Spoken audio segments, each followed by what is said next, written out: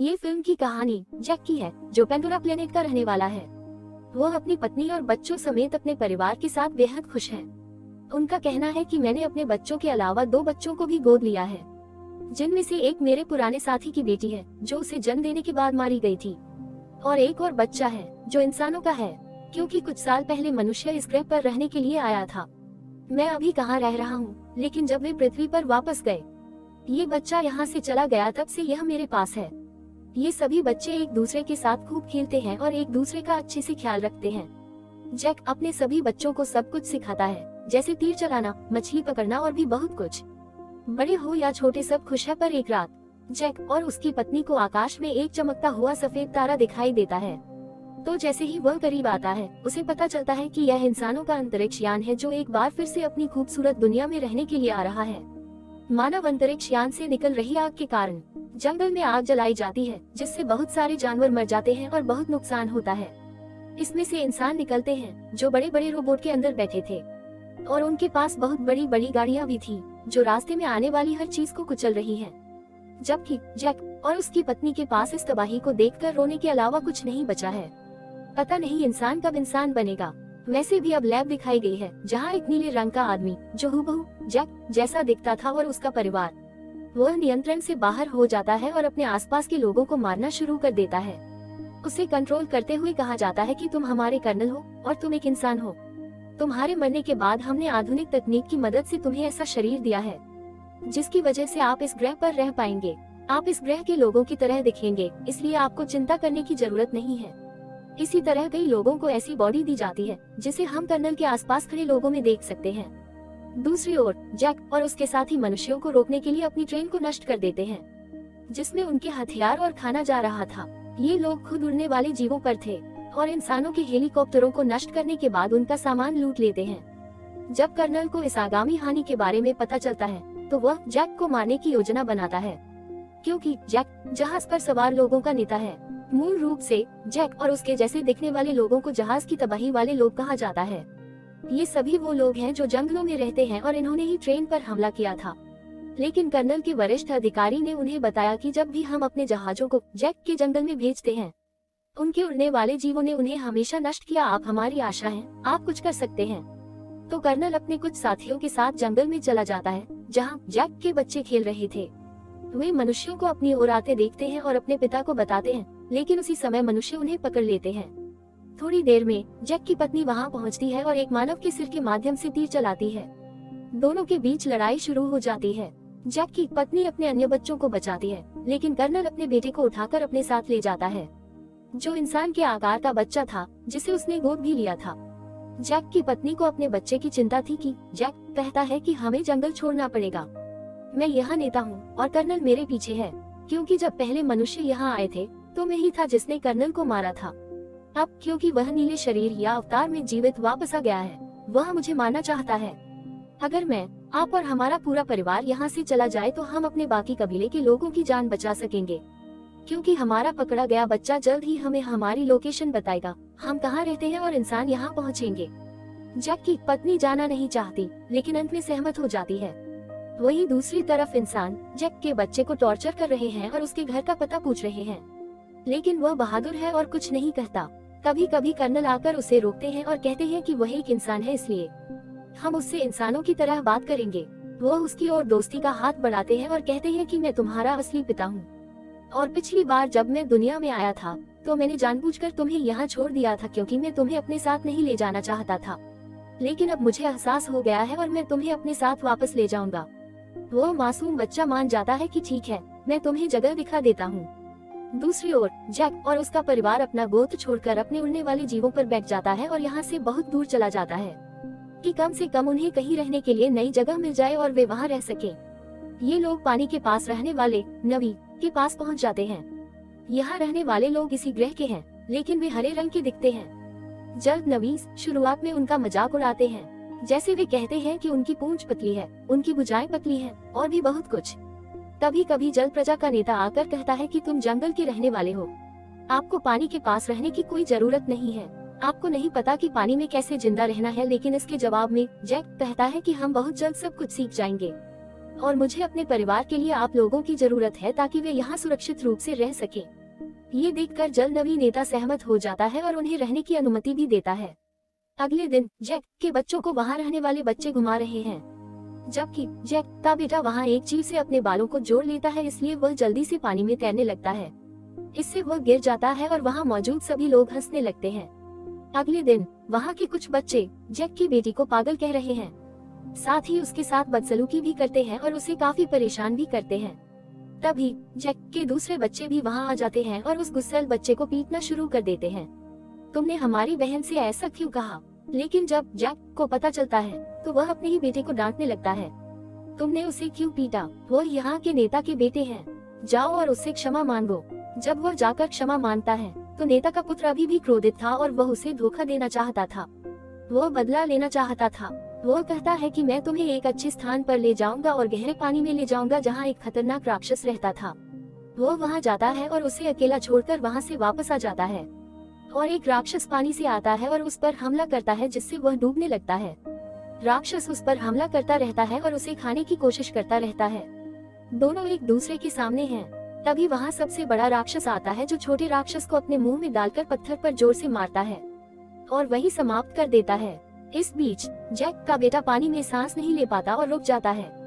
उसकी आंख खुलते ही वह देखता है कि सबसे बड़े जल राक्षस ने उसकी जान बचाई है और वह उसके ऊपर लेटा हुआ है।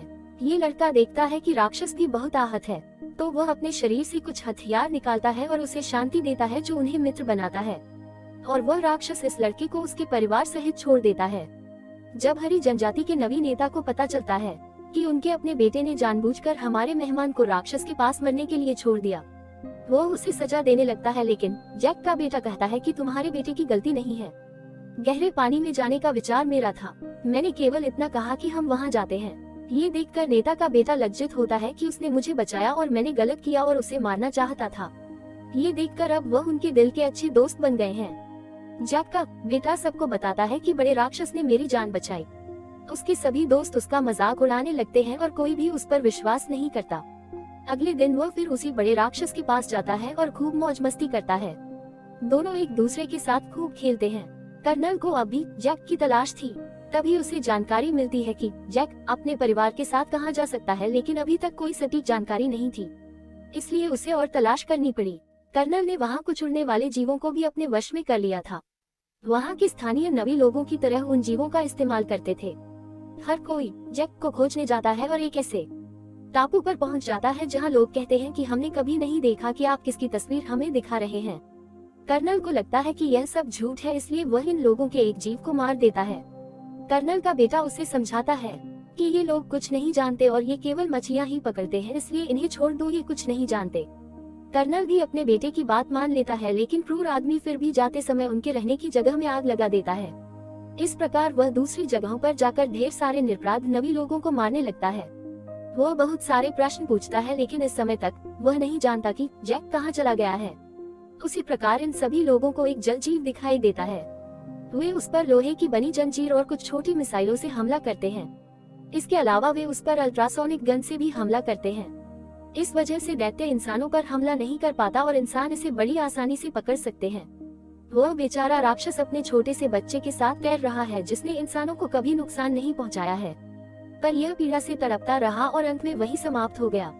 इसका छोटा सा बच्चा घूम घूम कर उसे पुकारता है और मनुष्य बड़ी शर्म से खुशी से तालियां बजा रहे थे कि वह अपने मिशन में कामयाब हो गया। ये सब देखकर कर्नल के बेटे को बहुत पीड़ा होती है, क्योंकि उसे इन सब जानवरों की चिंता सता रही थी और यह इस आने वाली क्रूरता को कतई बर्दाश्त नहीं कर रहा था। मनुष्य उस जीव को पकड़कर अपने साथ ले जाते हैं। वे उसके मुंह के अंदर जाते हैं और ड्रिल मशीन से उसके मुंह के ऊपरी हिस्से में छेद कर देते हैं, जिसमें से एक पीला द्रव निकलता है। वह ऐसा जल है जिसे जो पिएगा उसकी आयु बहुत धीरे धीरे बढ़ेगी, यानी उसे जीने के लिए कई साल मिलेंगे और जल्द उसकी मौत नहीं होगी। और इस लिक्विड की कीमत भी करोड़ों डॉलर में है, जिसे वह बाजार में बेचकर खूब पैसा कमाने वाला है। अगले दिन नवी लोग मरते हुए राक्षस जीव को देखते हैं और उसके बाद वे जैक को बुरा भला कहने लगते हैं।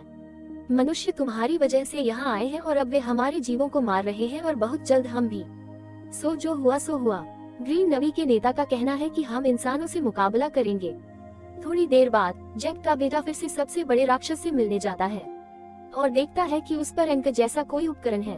इस वजह से डिवाइस ने राक्षस को वहीं रोक दिया था और वो वहां से हिल भी नहीं पा रहा था, क्योंकि मनुष्य उस तरल को पाने के लिए और अधिक राक्षसों को मारने का इरादा रखता है। और इस बार जैक के बेटे के बड़े राक्षस की बारी है, जो आकार में भी बहुत बड़ा है, जिससे काफी मात्रा में तरल पदार्थ भी निकल सकता है।